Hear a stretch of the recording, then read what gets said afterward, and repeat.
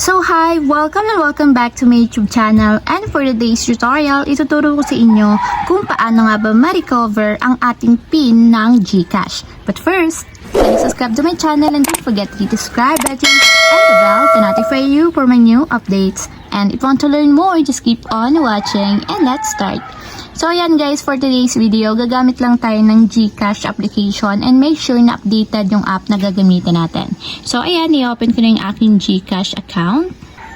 Then after nyan guys, kung nakalimutan nyo yung inyong PIN sa GCash, ang gagawin lang natin is mula dito sa login, itap nyo yung forgot MPIN. So tap lang natin. And then after nyan, itatap lang natin yung send code para may mag-send ng OTP code sa ating registered mobile number. So yun yung ilalagay natin dito guys sa mga blank spaces para ma-verify yung ating account. So wait lang nating ma-receive yung OTP code. So ayan guys, after nyo mailagay yung OTP code, itap na natin yung submit.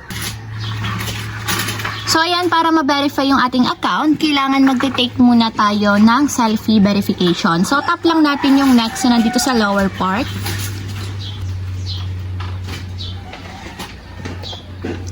So ayan, okay na, nag-verify na yung aking selfie.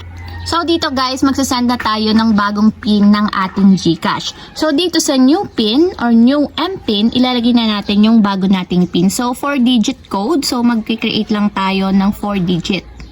Then after nyan guys, dito na tayo sa kasunod, verify MPIN. So i-retype lang natin or uulitin lang natin yung ginawa natin na code. Kapag okay na at nakapaglagay na kayo ng bagong PIN, itap na natin yung submit. So ayan guys, okay na, nakapag-reset na tayo or nakapag-recover na tayo ng bago nating PIN sa GCash. If you have a question, you can comment down below and don't forget to hit the subscribe button and the bell to notify you for new updates. And thank you for watching! Living life, every day, late at night, not okay.